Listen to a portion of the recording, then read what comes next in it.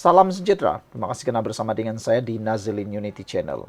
Benarkah Rafizi, Khairi Jamaluddin, dan 11 ahli parlimen sepakat membina kubu baru atau membina parti baru? Siapa 11 ahli parlimen itu? Dan apa tujuan dan apa pula nama parti baru itu? Kita akan rungkai dan ulas itu pada malam ini. Hari ini politik Malaysia bergegar semula. Rafizi Ramli, Khairi Jamaluddin, dan 11 ahli parlimen lain dikatakan sedang merancang penubuhan parti baru, satu blok yang penuh dengan tenaga pembaharuan dan agenda reformasi atau reformis. Caranya bagaimana? Rupa-rupanya cadangan awal ini datang daripada pemimpin UMNO, Puat Zarkasi.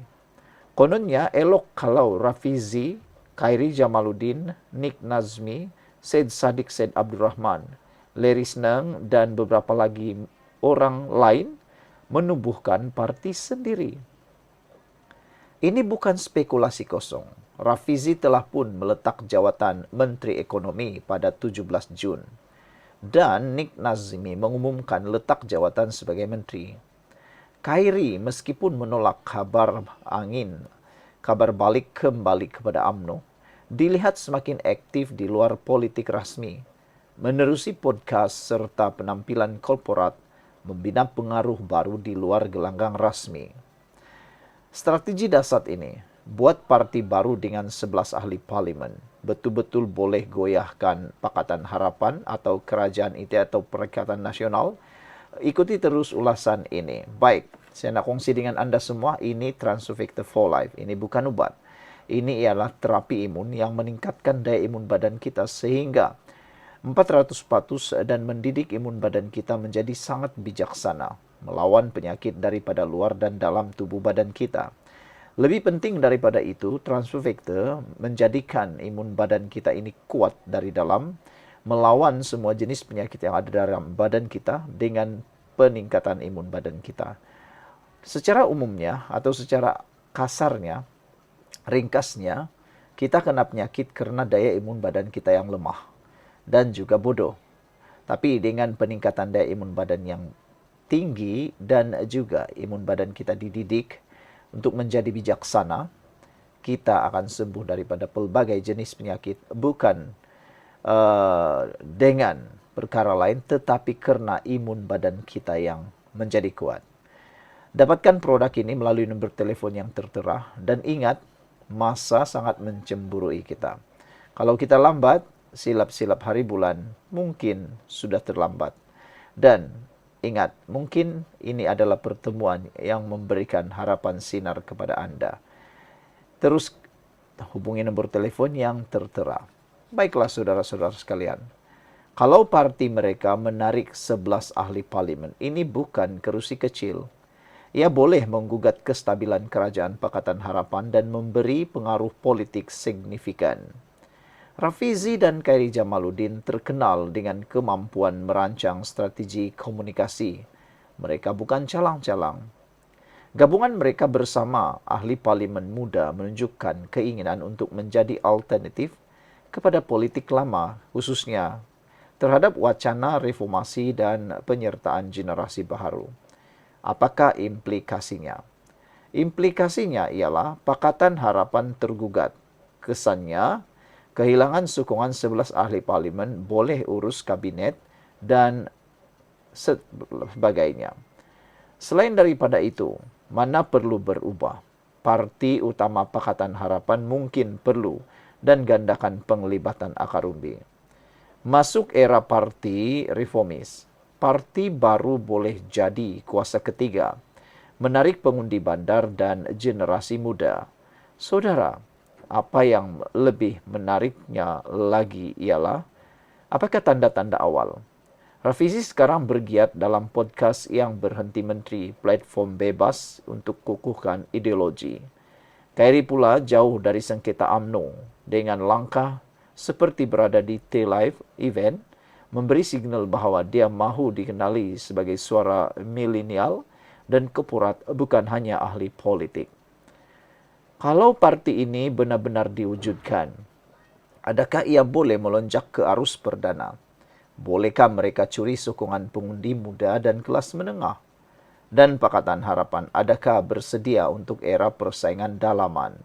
Sememangnya politik Malaysia kini memasuki babak baru tegang bak filem trailer. Siapa sangka, siapa jangka, Blok 11 ahli parlimen boleh jadi permulaan tsunami politik. Apalah pendapat anda sekalian? Adakah benar Rafizi, Khairi Jamaluddin dan 11 lagi ahli parlimen bakal menggegarkan politik Malaysia dengan penubuhan kubu baru, parti baru? Tinggalkan komen anda, sesuaikah mereka menubuhkannya dan perlukah langkah ini diteruskan? Jumpa lagi. Salam. Terima kasih karena bersama dengan saya di Nazilin Unity Channel.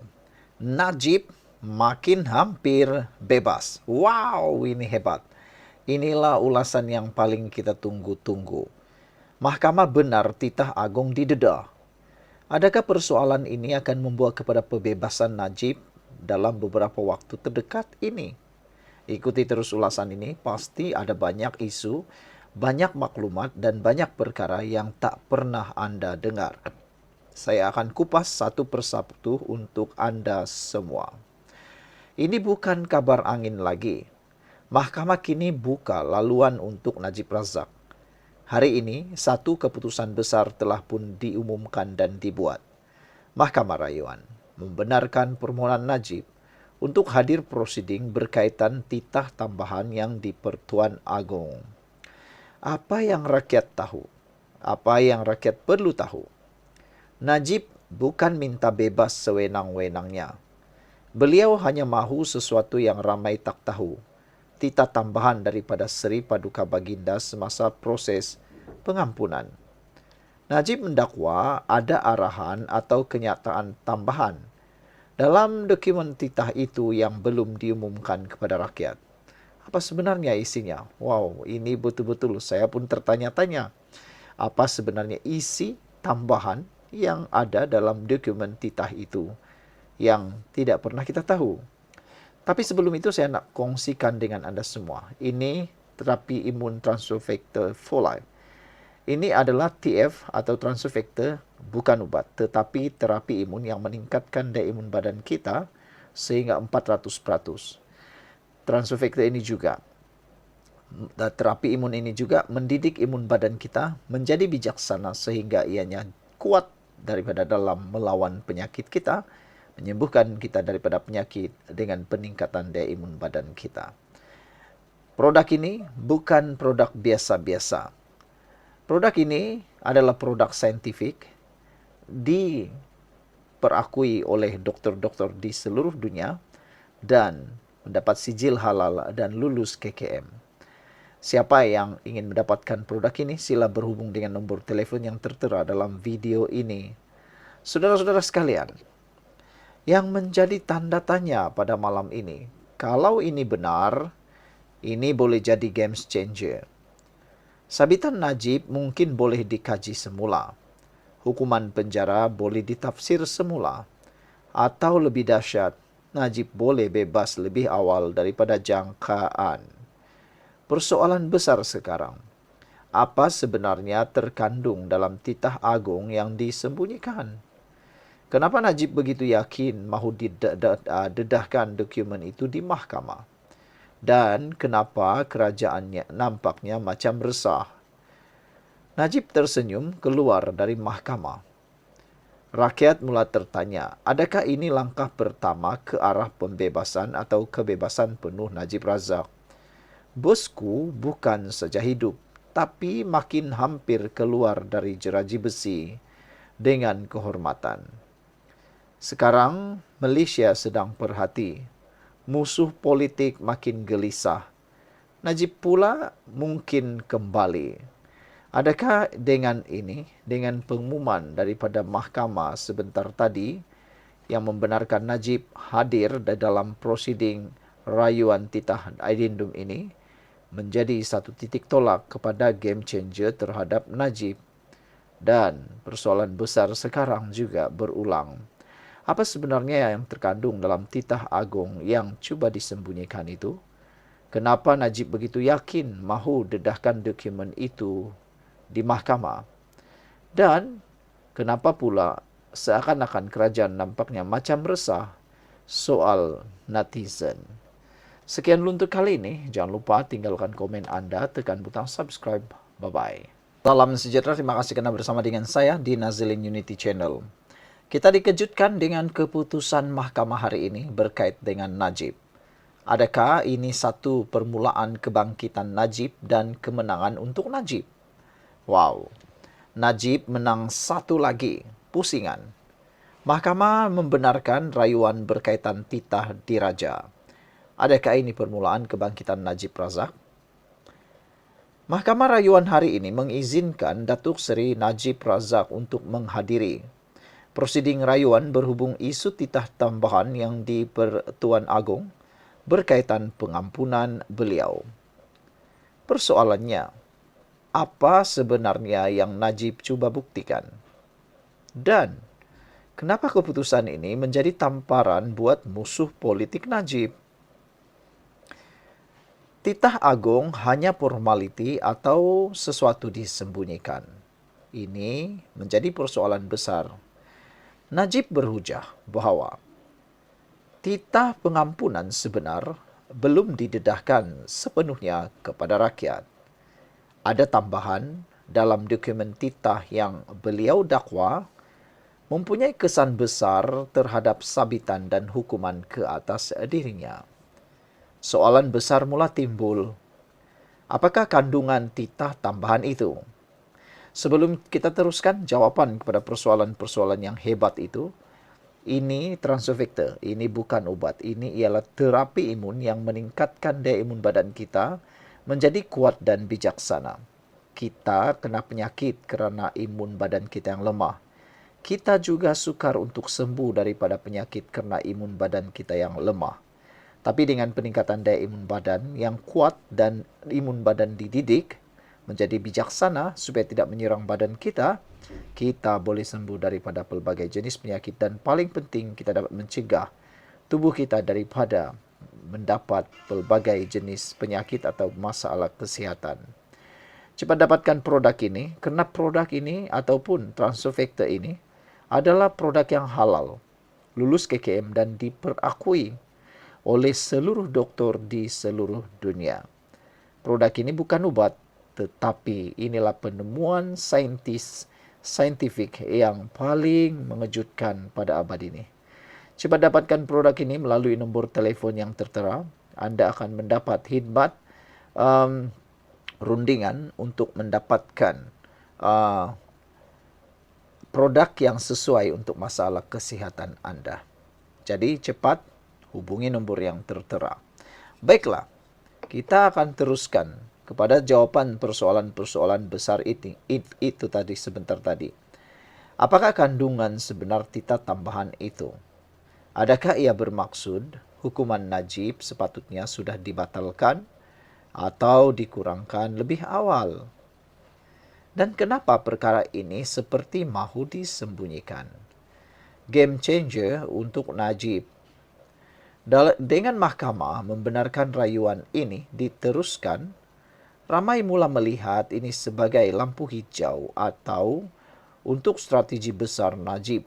Bukan hanya soal pengampunan, tapi mungkin juga menggugurkan sabitan, membuka ruang semakan semula hukuman, atau pulang semula ke arena politik.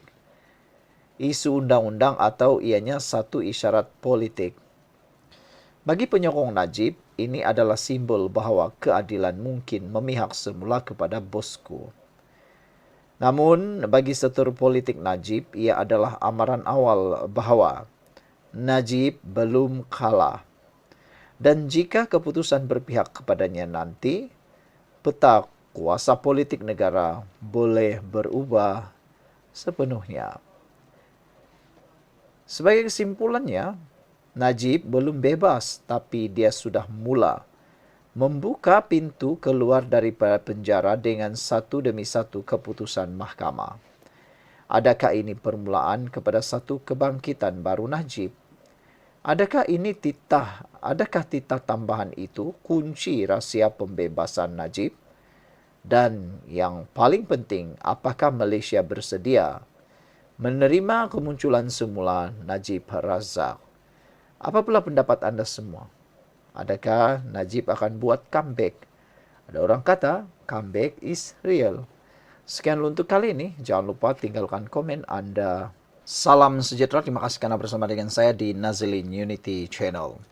Paling mengejutkan kita hari ini apabila polis digesa menyiasat dakwaan Yusuf Rauda ejen Mossad. Wow, ini pasti menjadi buah mulut hangat dalam politik Malaysia. Manakan tidak saudara-saudara sekalian, Yusuf Rauda diketahui mempunyai kaitan kes dengan Anwar Ibrahim Perdana Menteri Malaysia. Baru-baru ini beliau telah pun dilepaskan daripada mahkamah.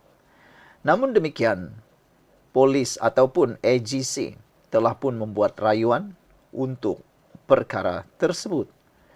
Polis hari ini digesa menyiasat dakwaan yang mengatakan Muhammad Yusuf Rauda kemungkinan merupakan proksi atau ejen untuk agensi perisikan Israel Mossad. Beberapa NGO membuat gesaan itu susulan kenyataan bekas pembantu penyelidik kepada Perdana Menteri Anwar Ibrahim itu pada tahun 2017 yang menyokong kewujudan Israel serta penolakannya terhadap tuntutan negara Arab ke atas Baitul Muqaddis. Malaysia Gazette melaporkan dakwaan kumpulan itu bahawa kenyataan Yusuf masih boleh diakses di portal berita antarabangsa Israel berkenan. Saudara, sebelum saya teruskan ulasan kali ini, saya nak kongsi dengan anda semua. Ini terapi imun transfer factor for life. Ini bukan ubat. Ini ialah terapi imun yang meningkatkan daya imun badan kita sehingga 400% dan mendidik imun badan kita menjadi bijaksana.